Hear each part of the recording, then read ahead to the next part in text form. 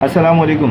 वो बात दरअसल ये थी, ये बताना था कि एक पुराने टाइम की बात है। एक बादशाह था और उसकी रियाया होती है। तो उस टाइम पे एक तंदूर वाला होता था। उसको अपने जो है ना रोटी के रेट बढ़ाने थे, उसका गुजारा नहीं हो रहा था। तो वो बादशाह के पास गया। बादशाह को उसने कहा कि बादशाह सलामत, मुझे रोटी के रेट 10 रुपये से 20 रुपये करने, क्योंकि गुजारा नहीं हो रहा। तो बादशाह ने कहा तुम रोटी के पैसे 30 रुपये करोगे।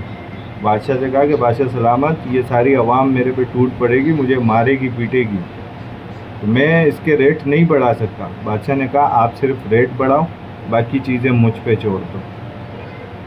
उसने ऐसे ही किया, रोटी के रेट दुगने करके 30 रुपये कर दिए।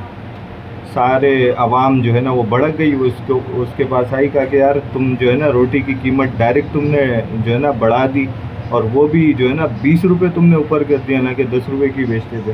तो बादशाह से शिकायत की। बादशाह ने आवाम से कहा कि उसको लेके आओ मेरे पास, कौन है ऐसा जो मेरी रियाया में रहकर मेरे रियाया के साथ जुल्म कर रहा है। बादशाह ने उसको बुलवा लिया, ठीक है। अब वो आया है, कहा कि ये तुम क्या जुल्म तुमने लगाया हुआ है, तुम इन लोगों पर जुल्म कर रहे हो।